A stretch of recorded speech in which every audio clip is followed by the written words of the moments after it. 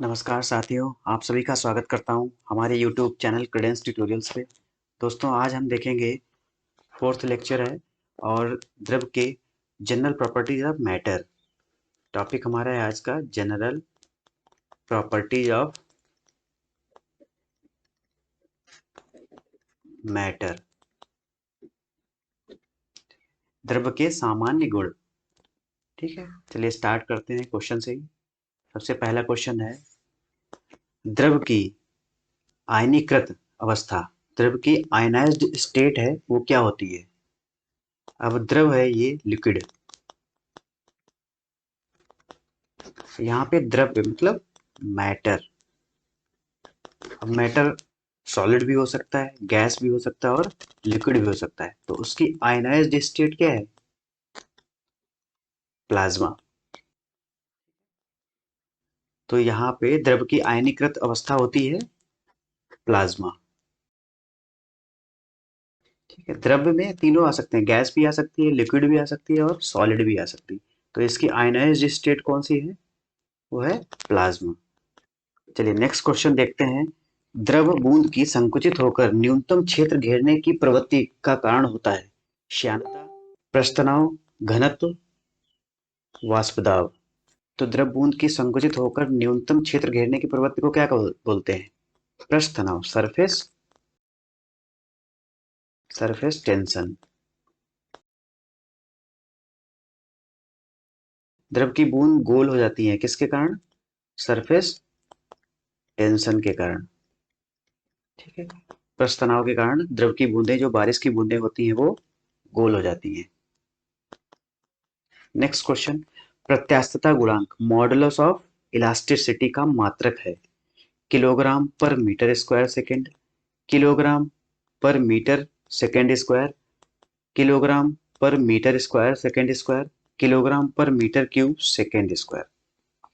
तो modulus of elasticity, modulus of elasticity की जो फॉर्मूला होता है, स्ट्रेस बाई स्ट्रेन। ठीक है, ये जो कर्व है ये मॉडुलस ऑफ इलास्टिसिटी को दर्शाता है। और ये जो एरिया है, यहाँ तक कोई भी अगर किसी वस्तु पे स्ट्रेस लग रहा है और ये स्ट्रेन, तो modulus of elasticity, Young's modulus भी बोलते हैं इसे, राइज बाई रन। राइज क्या है? स्ट्रेस है, रन क्या है? स्ट्रेन है। तो स्ट्रेस बाई स्ट्रेन। तो यहाँ तक कोई वस्तु, जो भी मैटर है, वो इलास्टिसिटी की तरह वर्क करेगा। यहाँ के बाद वो यहाँ तक प्लास्टिक की तरह वर्क करेगा। उसकी प्रॉपर्टी जो होगी वो प्लास्टिक की तरह होगी। इसके बाद ये जो पॉइंट होता है फ्रैक्चर पॉइंट, यहाँ से वो जो भी पार्ट, वो मैटर होगा, वो ब्रेक हो जाएगा। यहाँ पर एक इलास्टिक की तरह काम करता है, यहाँ पे प्लास्टिक की तरह, और यहाँ पे फ्रैक्चर हो जाता है वो पॉइंट। जो भी मैटर को हम खींच रहे हैं वो फ्रैक्चर पॉइंट बोलते हैं इसको। तो इसका प्रत्यास्थता गुणांक मॉडुलस ऑफ इलास्टिसिटी का मात्रक जो होता है kilogram per metre second square. Next question है, हुक का नियम किससे संबंधित है? जो हुक का नियम है किससे संबंधित है? द्रव्य दाब से, प्रत्यास्थता से, रेडियोधर्मिता से, इनमें से कोई नहीं। तो हुक्स लॉ जो फॉलो करता है वो प्रत्यास्थता से फॉलो करता है। जो हुक्स लॉ है वो मॉडुलस ऑफ इलास्टिसिटी पे वर्क करता है।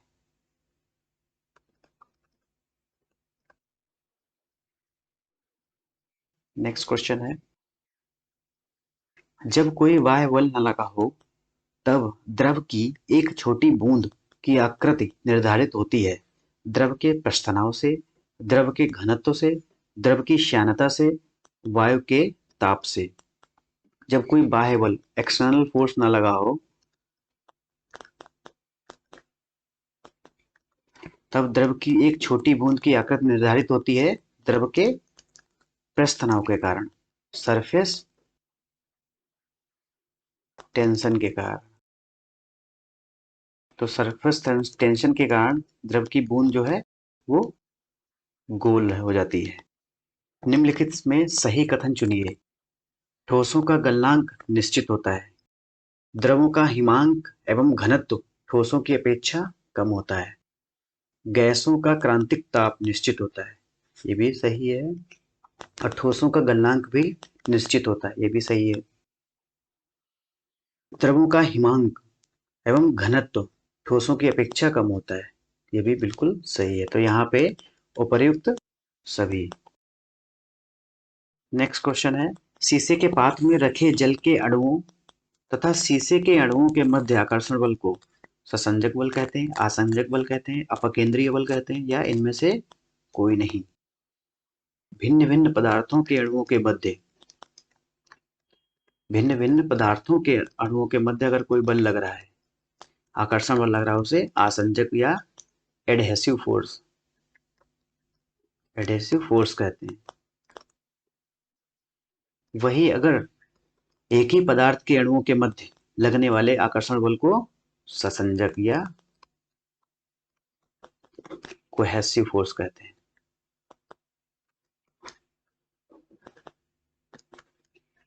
नेक्स्ट क्वेश्चन देखते हैं, जल का अधिकतम घनत्व होता है, किस टेम्परेचर पे जल का अधिकतम घनत्व होगा?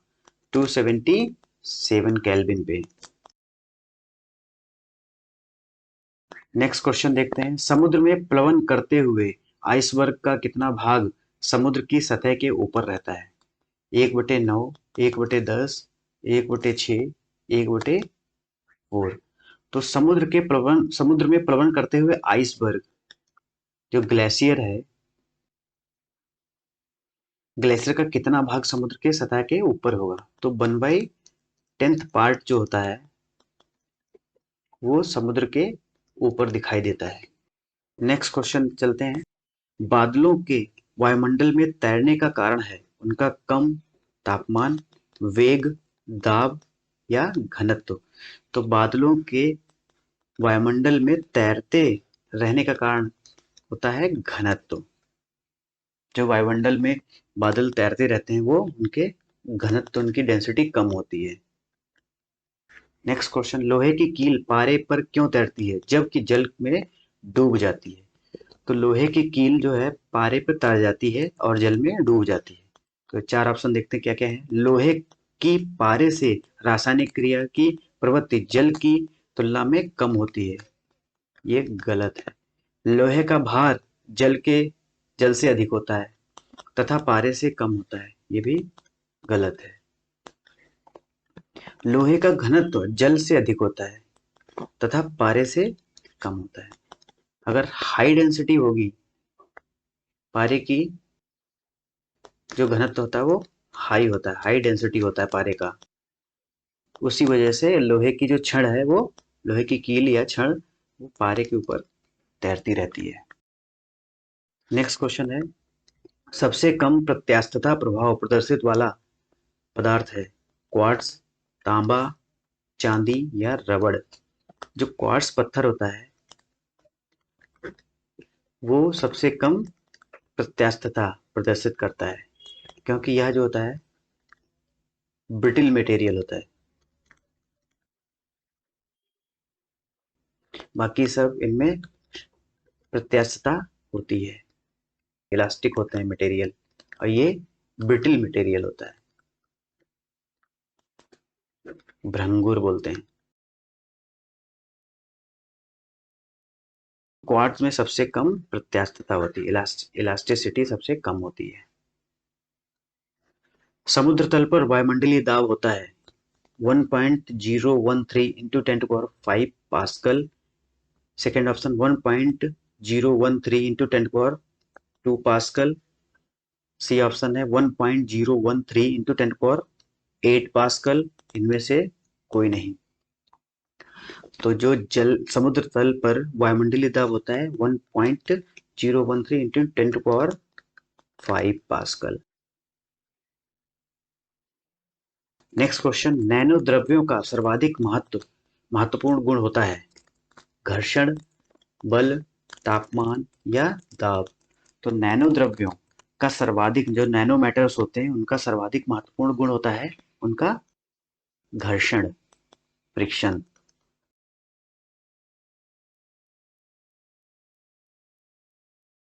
नेक्स्ट क्वेश्चन,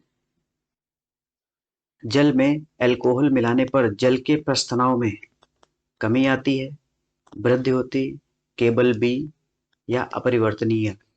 तो जल में अल्कोहल मिलाने पर प्रस्थनाव में कमी आती है। ठीक है, अगर जल में अल्कोहल मिला देते हैं तो उसका प्रस्थनाव कम हो जाता है। नेक्स्ट क्वेश्चन, रबर की अपेक्षा स्टील अधिक प्रत्यास्थ है क्योंकि इसका विरूपक बल बहुत आसान होता है, यह रबर से कठोर होती है, अधिक विरूपक बल की आवश्यकता होती है, विरूपक बल कभी नहीं लगता है। तो रबर की अपेक्षा स्टील अधिक प्रत्यास्थ क्यों होता है? क्योंकि उस पर अधिक विरूपक बल की आवश्यकता होती है, जो इलास्टिक फोर्स जो हम लोग लगाते हैं वो ज़्यादा लगाना पड़ता है। ठीक है, सी ऑप्शन यहाँ पे सही है। नेक्स्ट क्वेश्चन, एक सुई जल में डूब जाती है जबकि लोहे से बना जहाज जल पर तैरता है। ए ऑप्शन है, सुई की नोक नुकीली होती है, जहाज सपाट होता है, जहाज एक शक्तिशाली इंजन द्वारा चलाया जाता है। डी ऑप्शन है, सुई की आपेक्षिक घनत्व उसके द्वारा हटाए हुए पानी से आपेक्षिक घनत्व से अधिक होता है। ठीक है, सुई का आपेक्षिक घनत्व उसके द्वारा हटाए हुए पानी से आपेक्षिक घनत्व से, पानी के आपेक्षिक घनत्व से, उसके द्वारा हटाए गए पानी से के आपेक्षिक घनत्व से अधिक होता है। तो यहाँ पे डी ऑप्शन। नेक्स्ट क्वेश्चन है, किसी निकाय का दाब वायुमंडलीय दाब से अधिक होता है तब गेज दाब, गॉज प्रेशर का मान धनात्मक होता है, ऋणात्मक होता है, केवल बी या अपरिवर्तनीय। किसी निकाय का दाब वायुमंडलीय दाब से अधिक हो, अगर कोई वस्तु है उसका प्रेशर वायुमंडलीय प्रेशर से अधिक है तब जो गॉज प्रेशर होगा वो पॉजिटिव होगा। ठीक है, गॉस प्रेशर का मान वहां पे पॉजिटिव होगा। अगर वायुमंडलीय दाब उस निकाय के दाब से ज्यादा है तो वहां पे निगेटिव होगा। नेक्स्ट क्वेश्चन देखते हैं 19वां, निम्नलिखित में सही कथन चुनिए। गुरुत्वीय प्रभाव की अनुपस्थिति में द्रव के अंदर प्रत्येक बिंदु पर समान दाब कार्य करता है। ग्रेविटेशनल फोर्स, ग्रेविटेशनल इफेक्ट की अनुपस्थिति में द्रव के अंदर प्रत्येक बिंदु पर समान दाब कार्य करता है। बिल्कुल सही। द्रव का दाब तलों के क्षेत्रफल पर निर्भर नहीं करता है। हाइड्रोलिक लिफ्ट, हाइड्रोलिक ब्रेक तथा हाइड्रोलिक प्रेस पास्कल के सिद्धांत पर कार्य करता है। बिल्कुल सही है। ठीक है, तो यहाँ पे डी ऑप्शन से, द्रव का दाब तलों के क्षेत्रफल पर निर्भर नहीं करता है। बिल्कुल सही। तो यहाँ पे तीनों ऑप्शन सही है, तो उपर्युक्त सभी। नेक्स्ट क्वेश्चन है 20वां, किस ताप पर पानी का घनत्व अधिकतम होता है?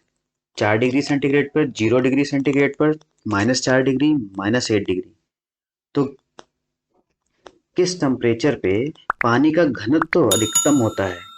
वो है 4 डिग्री सेंटीग्रेड पे। 4 डिग्री सेंटीग्रेड पे पानी का घनत्व सबसे अधिक होता है। नेक्स्ट क्वेश्चन, द्रव बूंद की संकुचित होकर न्यूनतम क्षेत्र घेरने की प्रवृत्ति का कारण होता है? प्रश्न, ये आ चुका है क्वेश्चन। सरफेस टेंशन के कारण। सरफेस टेंशन के कारण द्रव की बूंद जो है वो संकुचित होकर छोटी हो जाती है, वो प्रस्ताव के कारण। नेक्स्ट क्वेश्चन देखते हैं, वस्तु की मात्रा बदलने पर अपरिवर्तित रहेगा? आयतन, भार, द्रव्यमान या घनत्व। अगर द्रव की मात्रा अगर बदलने पर अपरिवर्तित रहता है वो है घनत्व। घनत्व इक्वल टू क्या होता है? मास पर यूनिट वॉल्यूम।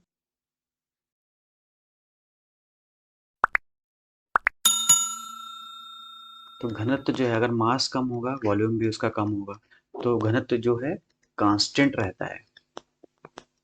गोलाकार आकृति का कारण है? द्रव का घनत्व, पृष्ठ तनाव, वायुमंडलीय दाब या गुरुत्व।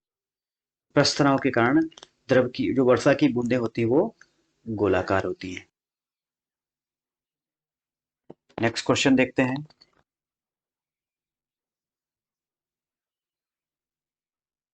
सेविंग ब्रश कॉक जल से बाहर निकालने पर उस पर बाल आपस में चिपक जाते हैं क्योंकि पृष्ठ तनाव, श्यानता, प्रत्यास्थता या घर्षण। जो सेविंग ब्रश है उसको कॉक जल से बाहर निकालने पर उस पर बाल आपस में चिपक जाते हैं क्योंकि पृष्ठ तनाव के कारण, सरफेस टेंशन के कारण वो बालों को खींच लेता है। बाल पेन किस सिद्धांत पर कार्य करता है? पृष्ठीय तनाव, बाह्य बल, घर्षण या इनमें से कोई नहीं। तो जो बॉल पेन है वो सरफेस टेंशन के सिद्धांत पर कार्य करता है। नेक्स्ट क्वेश्चन है, केस नली में द्रव किसी द्रव का चढ़ना या उतरना किस पर निर्भर करता है? त्रिज्या, लंबाई, क्षेत्रफल, इनमें से कोई नहीं। तो केस नली कैपिलरी जो एक्शन होता है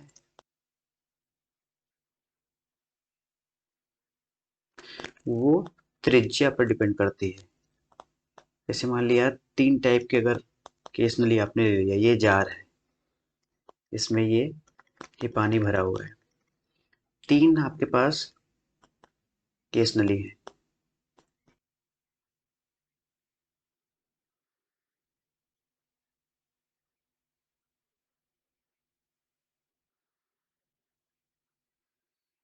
तो इस केस नली में मान लीजिए यहाँ तक पानी भरा, तो इस केस नली कहीं यहाँ तक भरेगा, और इस केस नली में जिसकी त्रिज्या कम है उसमें उसकी हाइट,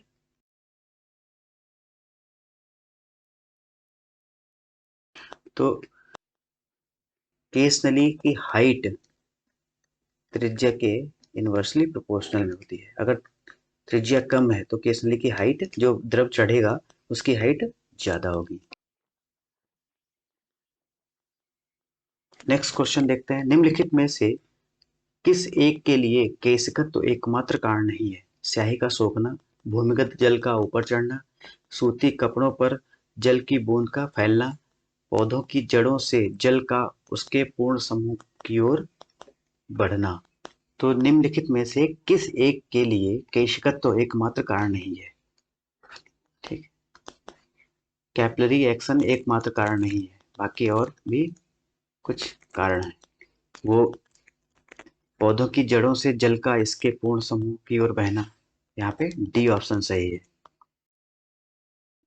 नेक्स्ट क्वेश्चन है, ऑटोमोबाइल्स में जलीय ब्रेक किस सिद्धांत पर कार्य करते हैं? आर्किमिडीज का सिद्धांत, बर्नौली प्रमेय, पास्कल का नियम या उपरोक्त में से कोई नहीं। तो ऑटोमोबाइल्स में जलीय ब्रेक, जो जलीय ब्रेक होते हैं वो पास्कल के सिद्धांत पर कार्य करते हैं। नेक्स्ट क्वेश्चन देखते हैं, ताप बढ़ने पर श्यानता गैस एवं द्रव दोनों में बढ़ जाएगी, गैस एवं द्रव दोनों में घट जाएगी, गैस की बढ़ेगी और द्रव की घटेगी। ताप बढ़ने पर श्यानता जो होती है द्रव गैस की बढ़ती है और द्रव की घटती है। तो यहाँ पे सी ऑप्शन सही है, इंपॉर्टेंट क्वेश्चन है। नेक्स्ट क्वेश्चन देखते हैं, लालटेन में मिट्टी का तेल बत्ती में चढ़ जाता है, बत्ती के अंदर तेल के विसरण के कारण, वायु के उत्प्लावन बल के कारण, केशिकत्व के कारण या बत्ती के गुरुत्व खिंचाव के कारण। तो केशिकत्व जो कैपिलरी एक्शन के कारण, कैपिलरी एक्शन के कारण मिट्टी का तेल जो लालटेन में ऊपर चलता है। चलिए आज की क्लास में यही समाप्त करते हैं। आशा करते हैं आपको ये सारे क्वेश्चन अच्छे लगे होंगे। अगर अच्छे लगे हैं तो मेरे चैनल को सब्सक्राइब कीजिए और शेयर कीजिए, अपने दोस्तों को भी मेरे चैनल की इन्फॉर्मेशन दीजिए। Thank you. जय हिंद, जय भारत, धन्यवाद।